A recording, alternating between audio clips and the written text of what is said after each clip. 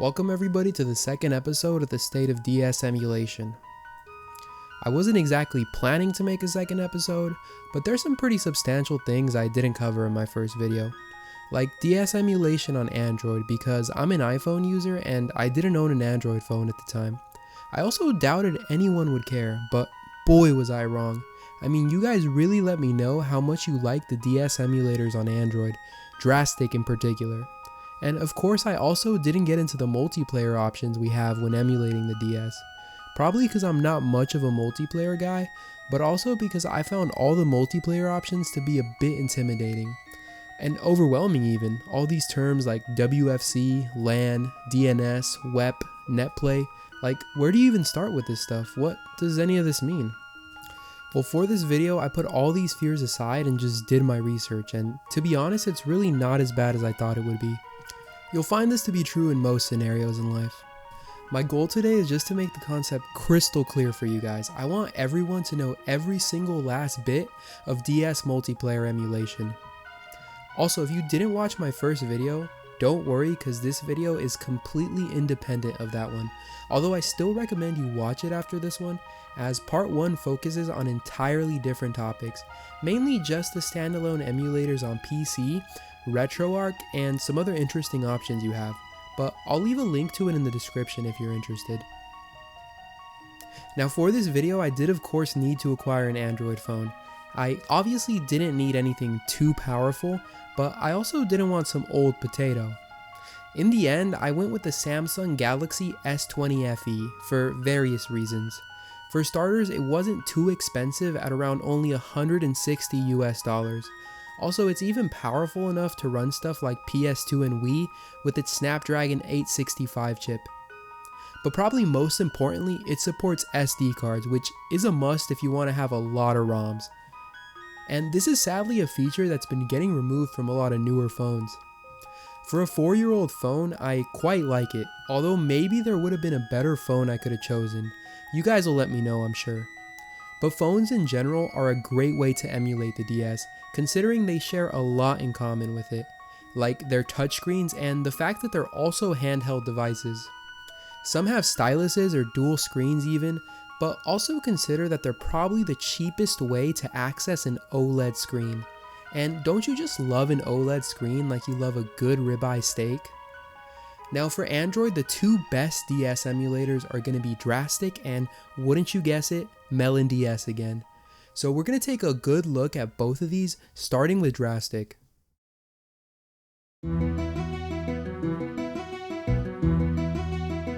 The Drastic emulator. This is the emulator everyone kept mentioning in the comment section to part 1 of this video. So naturally, I had to see what all the hype was about, and Drastic did not disappoint. Now this emulator is really good when compared with what Android's competitor Apple has to offer in Delta. Although Delta isn't a standalone emulator, but it's what a lot of Apple users use to play DS. Also, if you've been into this Android DS emulation thing for a while, you'll know that Drastic has been priced at $5 for the longest time. But as of 2024, it was made completely free, which is great for me, although I was gonna buy it anyways. This change coincidentally happened right after Nintendo took down the Switch emulator Yuzu. Rest in peace, Yuzu. Although the Drastic developer himself said this had nothing to do with it. Regardless though, Drastic is a full-fledged DS emulator that stands up to anything we have on PC, and may even be better for certain people. And let's get into what makes it so good. Starting with something I didn't mention in my first video, Rumble support, which was a thing on the DS. If you owned a Rumble pack, you could experience Rumble in supported games, which at the time was a unique feature in handhelds. I'm particularly fond of it in Picross DS myself, but one game that's commonly cited for having it is Metroid Prime Hunters. The Rumble definitely adds to the experience in these games though. And Drastic emulates the DS's Rumble pack perfectly. All you gotta do to get it working is go into the system settings and change the slot 2 cartridge type to Rumble Pack. This will cause your phone to do the vibrating, but you can also have your controller do it by going to the external controller settings and setting Rumble device to controller. I tried it using my DualShock 4, but it just didn't feel right. The rumble is just too harsh compared to the original Rumble pack. So overall, if you want an experience closest to the hardware, I'd suggest sticking to the internal rumble. Drastic also has options for how you want to lay out your screens, and when I saw how comprehensive the system is, I was blown away. I mean, this straight up puts standalone PC emulators like Melon DS and Desmume to shame. You can quite literally drag each DS screen around and put them wherever you want, and also resize each one independently, either keeping the aspect ratio or distorting it. Bravo Drastic, this is the way to do it. I've been able to mess around with so many different layouts. Still not sure which I like best though. One of my favorites though is having my two screens side by side with the top one just a bit larger than the bottom. Or also this interesting layout here where my two screens are not aligned vertically but are the same size. And for vertical layouts, I can get the exact screen gap I want, which if you've tried the PC Melon DS, you'll know how limited its screen gap settings are. There's also some tools here to help you dial in the screens, although they're a bit limited. Like there's no snapping, meaning you can't align the two screens vertically or horizontally with respect to each other. Also, when it comes to centering, you can only place a screen in the exact center of your phone, which is pretty limited as it would have been nice to be able to center only vertically or only horizontally. There is one pretty useful setting here though, namely integer scaling, which gives you the option to do 1, 2, 3, or 4x. Which is honestly more control than what the PC Melon DS gives you. I also notice this weird white line that just sits at the edge of the screen. I don't think it's an issue with my phone though, because the Android version of Melon DS doesn't have it. But anyways, once you found your ideal screen layout, you can either save it as a global layout and have it apply to every game, or save it only as the current game's layout. This is very good considering that certain games are going to require different layouts and we won't have to go all the way back to the settings to change them. Now another feature I didn't mention in my last video is that of screen filters, which can do stuff like remove pixel jaggedness or even recreate the DS's LCD screen. Surprisingly, the PC version of Melon DS doesn't have any filters except for bilinear filtering, so here's an area where Drastic beats it. And my favorite filter though is the LCD one that recreates the DS's LCD grid. It just gives these games that extra depth and makes them look a bit less jagged. Integer scaling is a must for this filter because without it, you get this weird banding across the screen and uneven squares in your grid. Drastic also lets you download filters from the internet, which you'll need to do considering none of these LCD filters come pre-installed.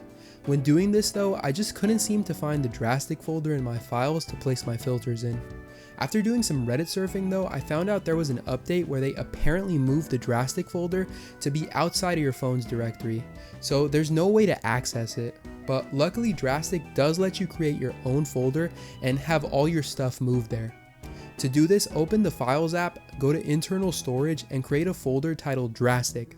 Then open Drastic, go into the general settings, and under system directory, you're going to want to switch it to scoped storage folder.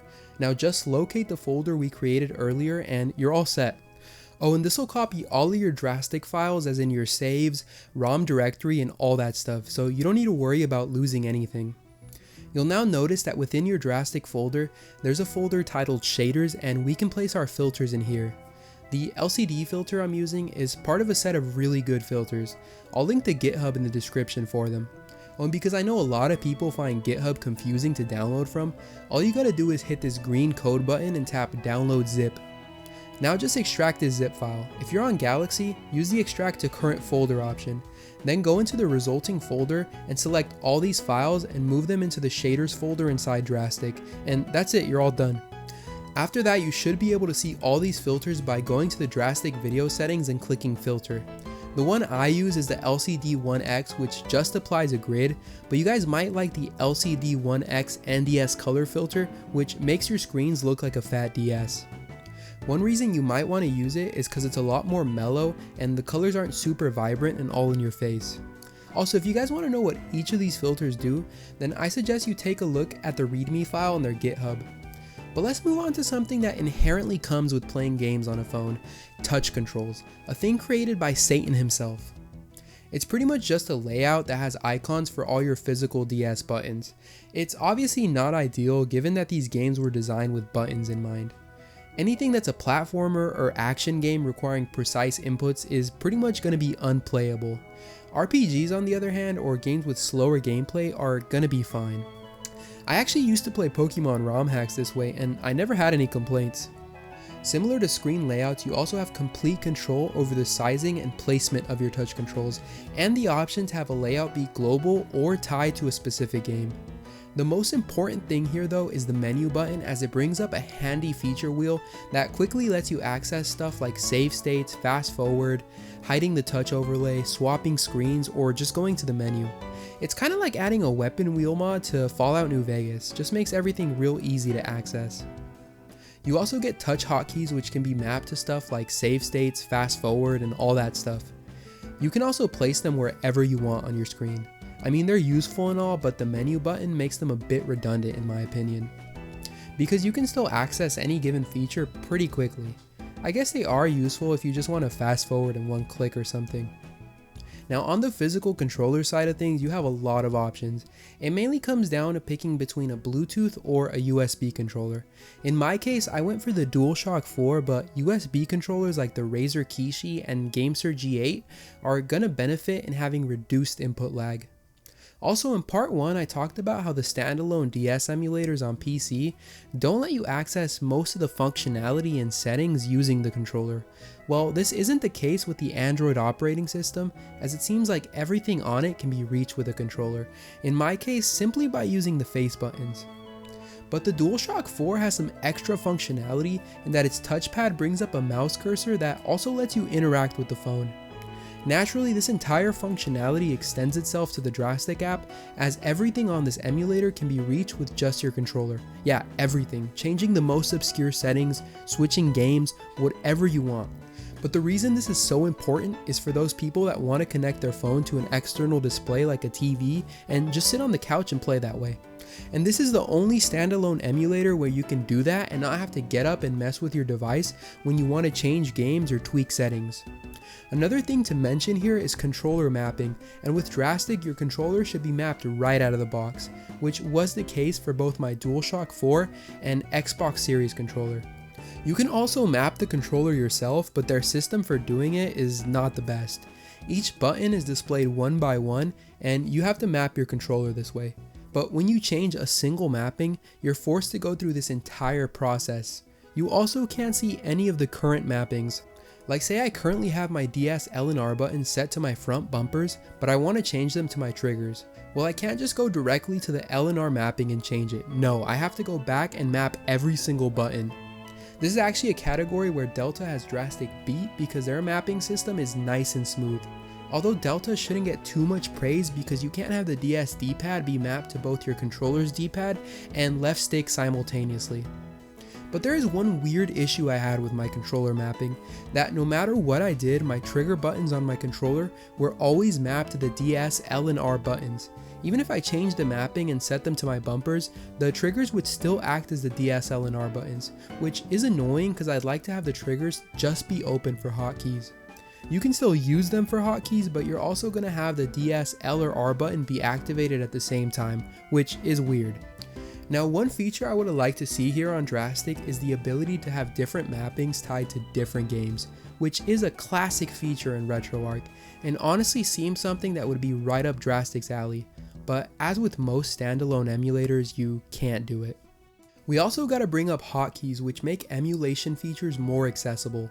An emulator that implements them well should allow every hotkey to be accessible with a controller, and also provide controller combinations to access them, as in you can press 2 buttons at once for a hotkey, just because it maximizes the amount of hotkeys you can put on your controller.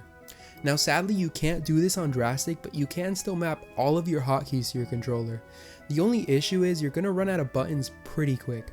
But this is where the feature wheel I talked about earlier comes in handy, because you can assign a hotkey to open it, and from there you can still quickly select anything with your controller, so this pretty much mitigates the running out of buttons issue. Obviously this system isn't as good as RetroArch's, but it gets the job done without too many compromises. Now, one of the more interesting options I've seen in Drastic is the ability to emulate the DS touchscreen, which is again useful if you're playing from your couch. So Drastic lets you use your controller's right stick as a touch pointer, but you also have to do a button to do the physical touch action, a button that does the touching.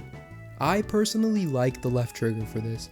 Obviously the system is wonky, but it gets the job done for those games that require minimal touch input. Another option here is one I haven't seen on any emulator, this FPS mode that's useful in DS first-person shooters like Metroid Prime Hunters.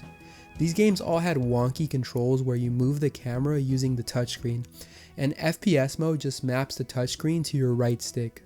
This may seem pretty sweet, but I could not get it to feel right, no matter how much I messed with the dead zone settings. So I think I still prefer the setup I had in RetroArch to play this game. Watch part 1 if you're interested. I also briefly want to touch on some other key emulation features that Drastic has, just the stuff you'd expect out of any emulator, so this is the miscellaneous section, I guess. Okay, fast forward is toggleable and you can adjust the speed in the settings. Multiple save states are available, and I like how it asks for confirmation before actually saving. Although if you don't want it to ask for confirmation, you can turn this off in the settings. You can upscale games using the high resolution 3D rendering setting, although you can't pick a specific resolution. There's also built-in cheats which you can access by booting up any ROM and in the settings going to cheat database, and I usually never mess with cheats, but with this I can bring new life into games I played a little too many times, like in New Super Mario Bros. Where there's a cheat that always gives you a blue shell. Also, Drastic automatically saves the settings you had for each game. Like say that in a game you had the touch overlay disabled, well when you go back to that game it'll remain disabled, while it won't be disabled in any other games. Lots of great features though, right? Drastic definitely holds its own with emulators like Desmume and Melon DS. It does have its downsides, but none of them bother me too much really. You could probably even make the argument for it being the best DS emulator, although it is still missing some key stuff that we have to look to another emulator for.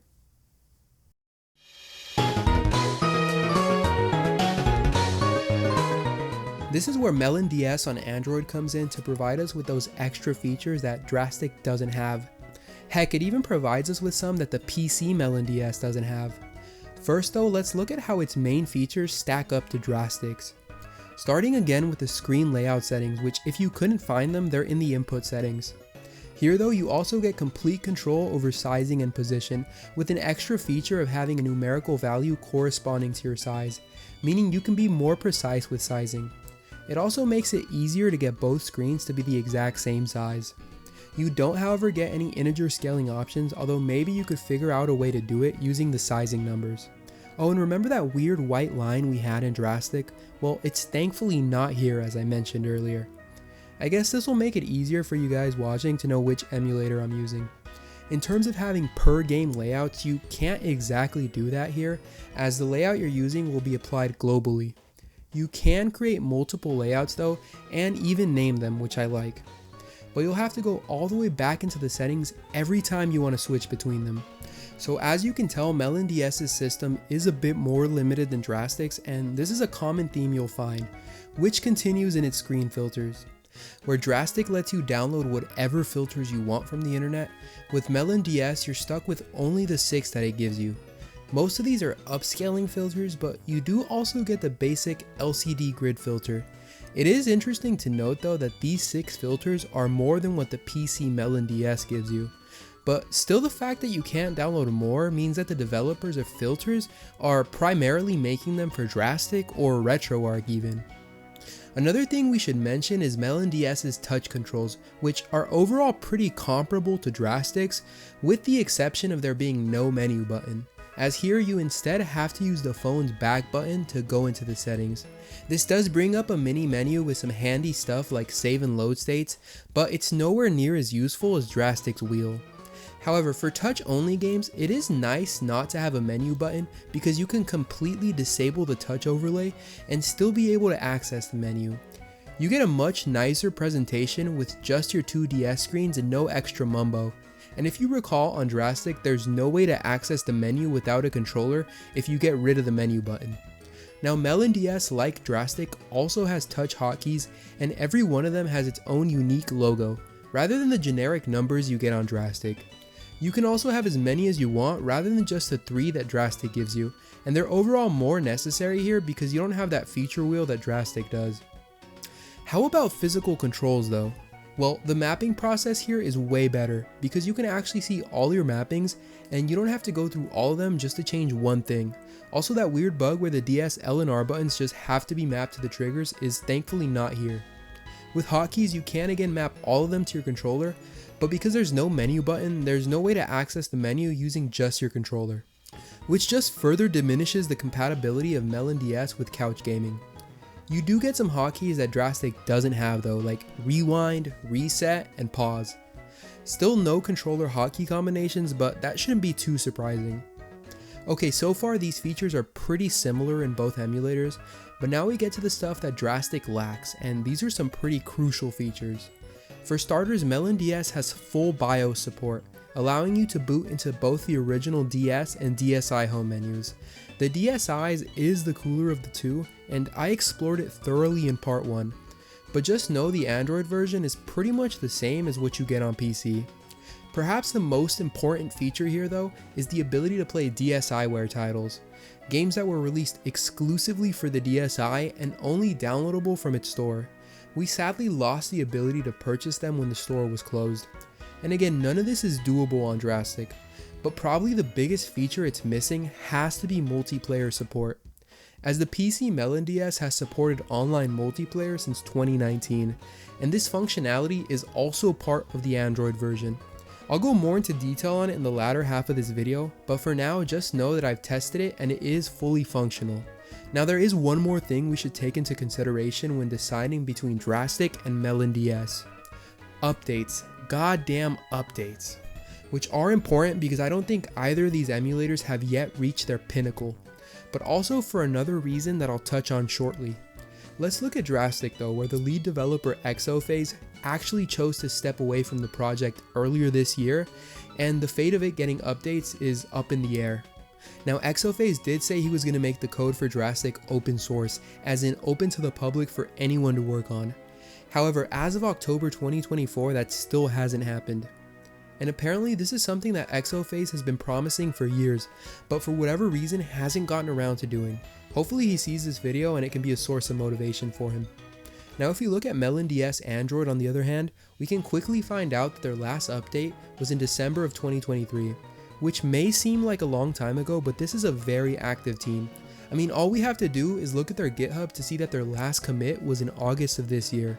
This team sticks pretty close to the PC team, whose last commit was even more recent in October of this year. But anyways, there's a more serious issue when it comes to updates, one that deals with the Google Play Store.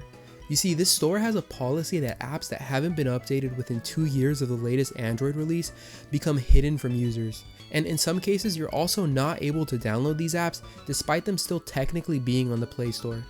I tested this with the RetroArch app, whose last update was in 2021, and sure enough, I couldn't find it on the Play Store. I was able to find it through the web browser, but even then it didn't let me download it. I did find it on the Galaxy Store, and on there its latest update was in 2023, because RetroArch actually took a stand against these policies from Google. Also, if you want to download RetroArch on any Android phone, you really should just get the APK from their website. But okay, this is clearly a real thing that Google does, and we should be worried about it happening to Drastic. But if it does happen, don't be too upset, as you'll still be able to get the Drastic APK on the internet.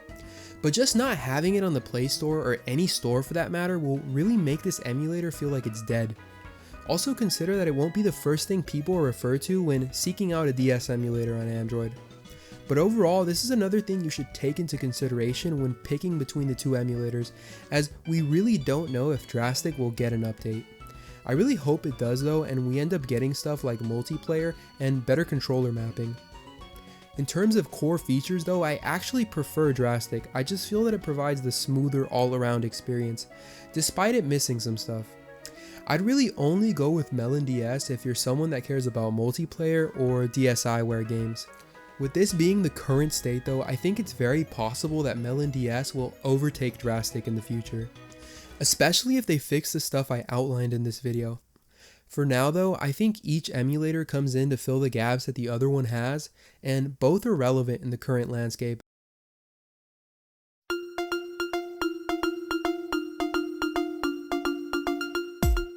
So as you can tell, the main focus of the Android side of this video was Drastic versus Melon DS, but they aren't the only options you have. You can also get RetroArch, which is one of the first programs people think of when it comes to emulation. If you don't know for some reason, it's a front end that contains a bunch of different emulators, essentially an all-in-one package. And I'm pretty sure I'm gonna have to mention it in every state of video.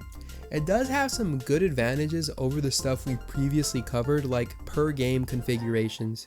You can have different controller mappings, filters, and video settings tied to different games. When it comes to hotkeys, RetroArch system is the best by far, as you can map every hotkey to your controller, and you also get hotkey combinations. It's the perfect application for couch gaming because everything in RetroArch can be reached with a controller. Now, its main disadvantage is that it has somewhat of a learning curve, just because there's so many options that can really overwhelm you. You're going to constantly find yourself asking, what does this thing do? What does that thing do? Also consider that it's not a standalone DS emulator, so you don't get those cool features like ultra customizable screen layouts. But that's as far as I'll go with RetroArch because it had an entire section of the previous video to itself. Now another option you have, and one that I had never heard of until you guys mentioned it, is Lemuroid. It's another emulation front end like RetroArch that packages multiple consoles under one roof. Now when I first tried it, I was a bit confused why people were recommending it so much, as I just found it to be limiting and lacking in many areas.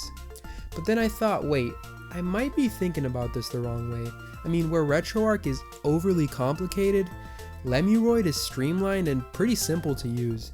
It's an app more geared towards casuals, and you know, sometimes I forget that not everybody finds this emulation stuff to be super approachable. From this perspective though, Lemuroid does serve an actual purpose. Although I'm not sure how much credit I'm willing to give it, considering stuff like Melon DS and Drastic are also pretty simple emulators. So for most people, I'd still recommend going with those emulators, as Lemuroid is definitely the most limited option out there. Wow, just wow, isn't it crazy how deep DS emulation on Android goes? It just goes to show the amount of passion that people have for projects like these. The fact that we have dedicated teams working to keep making these apps better and bring them to the latest versions of Android. Hopefully we keep seeing DS emulators updated and getting more features so they can approach a higher level of completeness, and so they can get as close as possible to this great console. At the forefront of development right now though, has to be the PC's Melon DS emulator and what they're doing with their multiplayer emulation.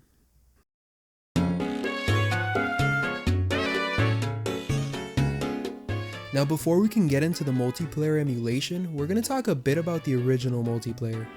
And in my last video, I was criticized for spending 8 minutes on the DS hardware and talking about each of the DS console revisions, and honestly it probably was a bit too long. But I don't regret talking about it, because how are you supposed to make a fair assessment about the emulation if you don't understand how the original console functioned? Now thankfully the entirety of DS multiplayer can be divided into two types: local multiplayer and online multiplayer. Starting with local multiplayer, this was a way of playing games with people that were in your immediate vicinity. The DS consoles connected to each other wirelessly and didn't require an internet connection. Nintendo on their website says you could be as far as 65 feet from each other too. This does take me back to being a kid though, and being huddled around a staircase with a bunch of friends playing Mario Kart. And so many DS games supported local multiplayer. I mean, I dare you to go and grab a random game right now and chances are it can do local multiplayer. Also, most games of this type usually also supported a feature called download play, which was genuinely one of the best things about local multiplayer, as it allowed people to download and play games they didn't even own a copy of. Like say you own a copy of Mario Kart DS, but your friends Joey and Maria don't. Well, with download play, you're still all able to play together so long as you have your copy. Of course, this only applies to multiplayer. It's not like you're making a copy of your game and just giving it to your friend to keep. I will note for future reference that the DS Pokemon games also relied on local multiplayer for their battle and trade mechanics. Lastly, local multiplayer is a lot more common than online multiplayer, in the sense that many more games supported it. Okay, now we get into online multiplayer, which allowed you to play with people all across the planet, but this time using Wi-Fi. players had to connect to Nintendo's WFC servers in order to add friends and find matches. A whopping 93 DS games supported it, which isn't that much considering how many DS games were released, 3,468. Regardless though, it was still a fun way to challenge yourself and test your skills against the sweatiest of players. But Nintendo, in a classic move, discontinued the servers on May the 20th of 2014. However, prior to this even happening, a crafty developer going by the name Whim, and I really hope I'm pronouncing that correctly, was already developing their own alternate server. They titled it Whimfi, and it was released on May the 10th of 2014. 10 days before Nintendo even took down their servers. Now over the years, more of these alternate servers have sprouted, and they continue to allow players to access the complete functionality of DS Online multiplayer. Now one thing to note about the Fat DS and the DS Lite consoles is that they only supported connections that followed the WEP security protocol. And a security protocol is just a set of rules that are followed to protect data that's being sent over the internet. So every home router follows a security protocol, and WEP is old relatively speaking, as there's 3 protocols that came after it: WPA, WPA2, and WPA3. And the Fat DS and DS Lite are not compatible with any of these, which is a shame because WPA2 is still the most common today. You can, however, use a phone hotspot without a password, because this limited form of security isn't exactly following any security protocol.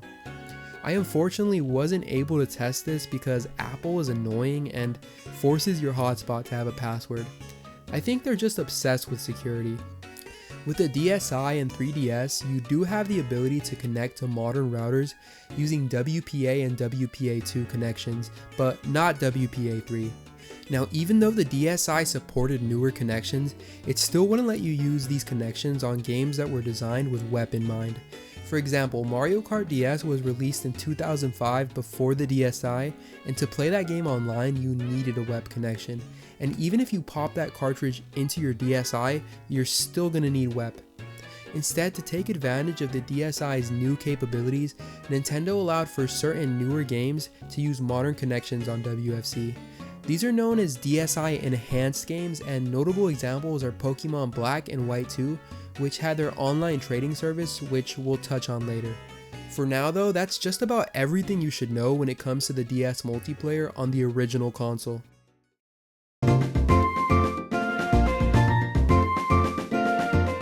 Now we get into the real good stuff, actually emulating DS multiplayer. Melon DS is your only option here, with the PC version supporting both local and online multiplayer, while the Android version only supports online multiplayer. For starters, I do want to mention that all my testing for this part of the video was done on Melon DS 0.9.5, as that's the latest version as of the time of recording this video in October. However, the lead developer has maintained as recently as October 12th that version 1.0 will be released in November, which of course I will make a video on if there's anything worth covering. But okay, let's start off with the local multiplayer side of things, which as of the version I'm on is limited to one machine. It's pretty much couch co-op on a single screen. The way it works is you create new instances of Melon DS, each of which represents a single DS. I've even seen people have 8 instances at once playing Mario Kart DS. Each instance gets its own window, although they're gonna get pretty cramped the more players you have. If you want to try this, all you need to do is go into the System tab, then down to Multiplayer and hit Launch New Instance. Once you have the number of instances you want, you'll find that it pretty much works exactly how a real DS does. As in, you can have one instance boot into the game while relegating the others to using download play. Or you can have every instance boot into the game on its own and connect to each other via the Multiplayer tab, which is probably the route you should take because it's just faster and more stable. Each instance can also have its own controller mapped to it, which is definitely what you're going to want to do. After you've got your controllers connected and mapped, you'll find that it pretty much works flawlessly. I didn't encounter any weird issues in the games I tested, although I did only test 2 players. Now, a question some of you may be asking is, does this local multiplayer allow for Pokemon trading? Yeah, it does, and it works surprisingly well. I was expecting it to be a hassle because I saw forum posts from back in the day where people said they had to turn their frame limiter off and rename save files to get it to work, but I didn't have to do any of that. I simply booted up 2 instances of Pokemon Heartgold and even used the same save file on both of them because I was lazy. Then I just entered the trading room on both and the trade worked perfectly. I ended up with 2 Cyndaquils, which is weird. We can safely say that we're pretty spoiled, and this just makes me excited to go out and try to get a complete Pokédex or something, or as close as you can get with all the event-only Pokemon. Now, even though what I mentioned so far regarding local multiplayer is pretty positive, there's still one issue with all this. The fact that there's no support for simultaneous touch input in 2 or more separate windows.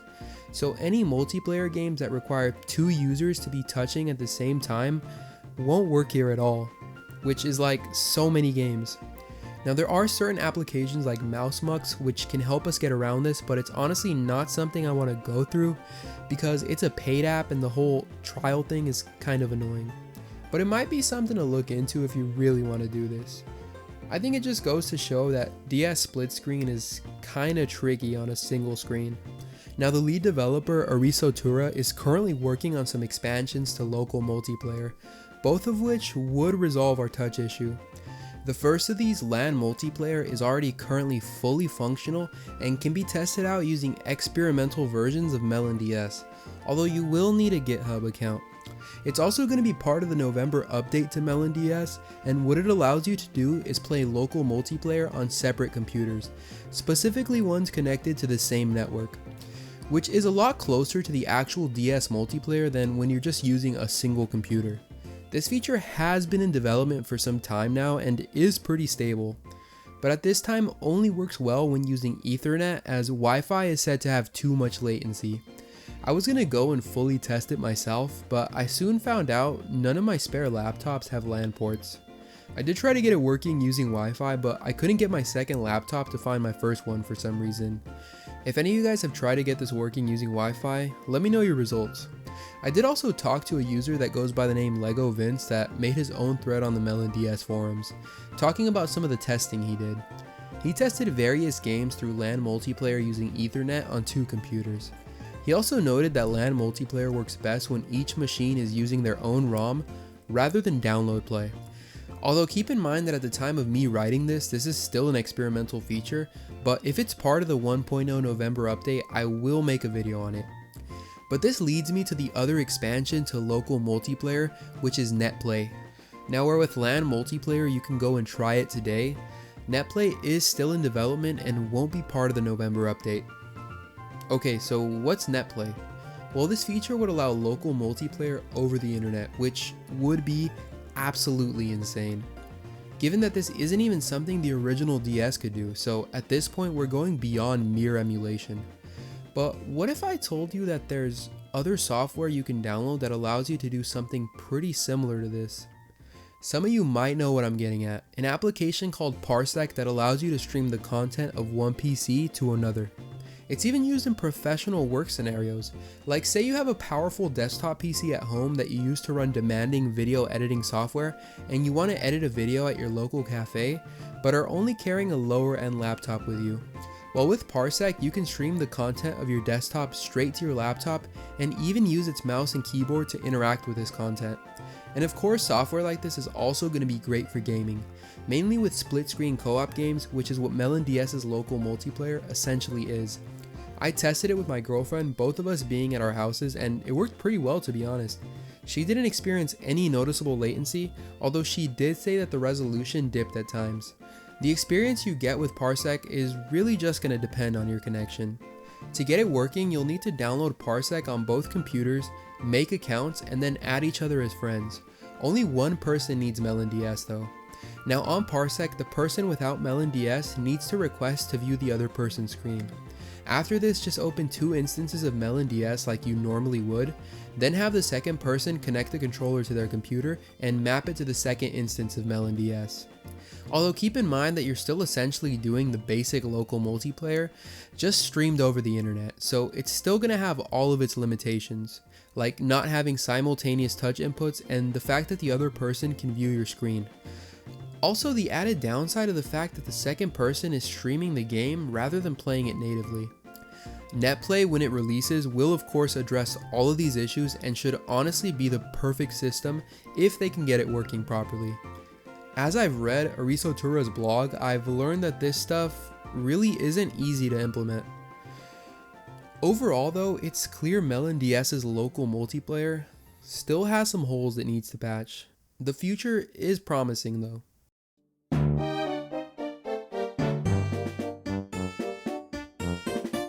For starters, Melon DS fully supports online multiplayer, and this is a feature that was first introduced in version 0.7.4 back in 2019.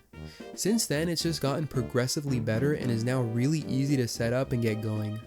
It works with the alternate WFC servers that I mentioned earlier, such as Wimfi and the Kairu WFC. The best thing about Melon DS's WFC though is that you don't need a web network. Any modern network will do for this. Yeah, it fixes the DS Lite and Fat DS's biggest hurdle, which is impressive considering that these games were never meant to be played this way. Let me first quickly show you guys how to set it up, and this setup applies both to the Android and PC version of Melon DS. First, boot into a game that supports WFC, in this case Mario Kart DS. Then go to the Nintendo WFC settings, then hit Options, now hit Erase Nintendo WFC configuration. This step may not be necessary for everybody, but we're gonna do it just in case. Now boot back into your game and navigate to the Nintendo WFC settings, but this time hit the blue button that says Nintendo Wi-Fi connection settings. Click the first connection and search for an access point. Wait for it to come up and click OK for Melon AP.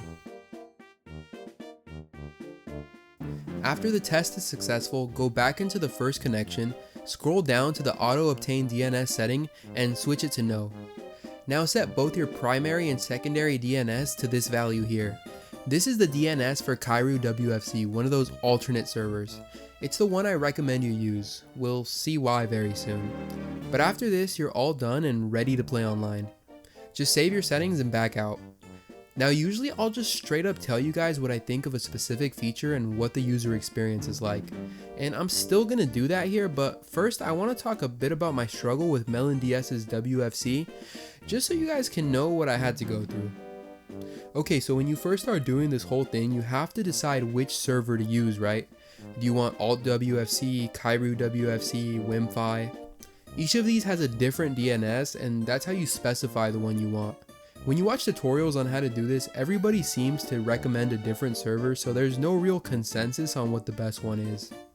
I just tried the first one I saw, which was Alt WFC, and this would be my first problem. I was able to connect successfully, but no matter what I did, I just couldn't find a match. I literally tested it every day for a week and nothing. So I thought, okay, maybe it's just really inactive and no one is playing. Around the same time, I was also doing other testing where I had two PCs, both running Melon DS, and try to get them to play with each other. But they would just sit there looking for a match for ages. I even plopped out my Android phone and had all three devices looking for each other at the same time, but still nothing. At this point I was super confused, so I looked online for a potential solution. I did find that somebody else on the Melon DS forums had the same issue, but nobody gave them a solution for it, as it seems their problem was misunderstood. Then on YouTube I also found a video of a guy trying to connect his phone to his PC through Melon WFC, but he was having the same exact issue as me. They were just sitting there for ages. I then looked at the comments on this video and saw a guy saying that it works perfect if you're using your own BIOS files, as in not ones downloaded from the internet. I saw a similar sentiment expressed on Reddit as well, with people saying you should dump your own BIOS files from your system. So this put me down a long rabbit hole of me dumping BIOS files off of various different DS consoles, and this would be my second mistake. I went out and bought an R4 cartridge to dump the BIOS files off of my consoles. I was really expecting it to work and even used two different sets of them on my two laptops, but still the same thing happened. I then decided to switch from using Alt WFC to Kairu WFC, thinking maybe it was an issue with the server I was using. This managed to solve my issue of not being able to find a match, but still didn't allow my two laptops to connect to each other. Now in the match I managed to play 4 games with this guy, but I'll be honest, he did smoke my ass. And after this switch, I was able to find opponents pretty consistently, which is why you should use Kairu. But still, my two laptops weren't connecting, and I just said to hell with this, let me go test some Pokemon games instead. As recall that I said Pokemon Black and White 2 have WFC capabilities. They're DSi enhanced games that allow for the use of modern connections using a DSi or 3DS. The main feature here was the global trade system, also known as GTS, that let you trade Pokemon with people all across the world. There were two GTS methods available, standard GTS and GTS negotiations. With GTS, you put a Pokemon in a listing and also specify the Pokemon you want in return. Then other people who have the Pokemon you want can trade with you when they see your listing. The person who makes a listing also doesn't have to be present for the trade to happen. It'll just commence immediately when the second person, the person who has the Pokemon you wanted, wishes to trade.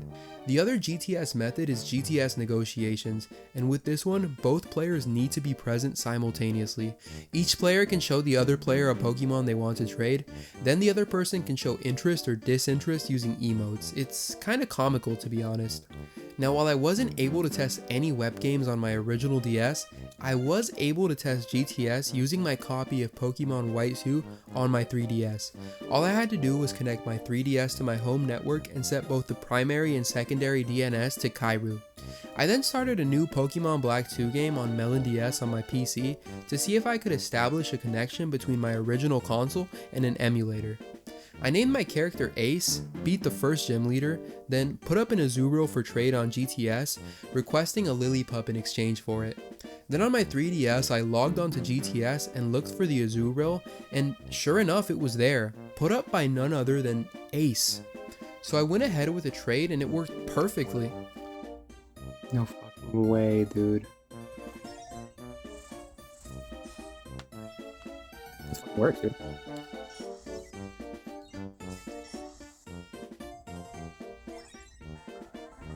But what about GTS negotiations, the one where both players have to be there at the same time? It also worked. I successfully did a trade and gave my White 2 version 2 starters. So yes, you can in fact get your original consoles to connect to an emulator. But what about my two PCs that up to this point have refused to connect to each other? Will this be any different? Well, I first tested standard GTS where only one player needs to be present, and this one worked. But when it came to GTS negotiations, I encountered the same issue where both PCs were just endlessly waiting to connect. Interesting results. I also had a suspicion that it was an issue with my specific network, or maybe an issue with both PCs being on the same network, because each one was able to find matches independently, but neither was able to connect to each other. So the first thing I did was go to my girlfriend's house to try her network. I downloaded Melon DS on her computer and tried to connect our two laptops, but the same thing. Still nothing. I then thought maybe it really is an issue with the two devices being on the same network. So I went home and had us try the same thing, but now we're on our own networks obviously. And this time it actually worked, proving that being on the same network is the issue. I mean, not only did I experience this problem, but so did my girlfriend, the person on the forums, and also that guy on YouTube. And as we saw, a real DS is excluded from this, given that my 3DS and PC connected and were able to enter GTS negotiations. Also, the entire BIOS dumping is a complete waste of time if you're doing it for WFC reasons. Why, you ask? Well, because you can literally play WFC without a BIOS file. When I did the testing with my girlfriend, I made sure neither of us were using BIOS files, and it still worked. As for the whole getting two Melon DS emulators on the same network to connect with each other, I don't have a solution for it. But I do have a suspicion. You see, in computer networks, there's something called a MAC address that's used to differentiate devices on the same network from each other. Now, when connecting two PCs to WFC on Melon DS, each one is going to need a unique MAC address so the alternate server we're using can differentiate between the two. But I think what's happening is the two PCs are getting the same MAC address for some reason.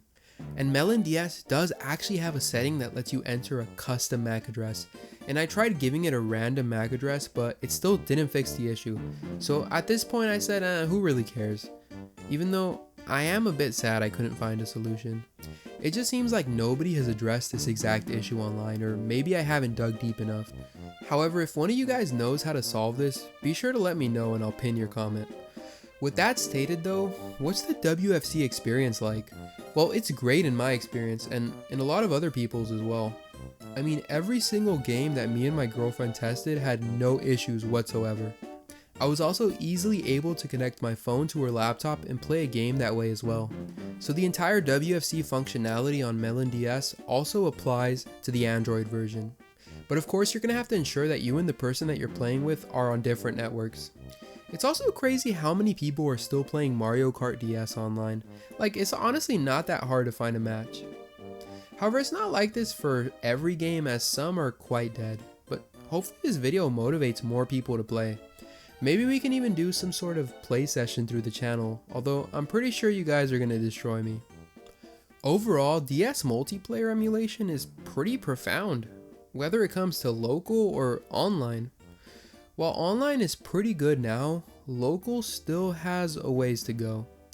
But I'm all here for it and excited to see where Melon DS goes in the future. Anyways though, I really hope you guys enjoy this video and learn something even. That's really my goal with these videos, to inform and also present information in a way that it hasn't been presented before. I guess I'm just trying to make videos that I myself would have liked to see on these topics. And I do thank you for watching if you made it all the way through to the end.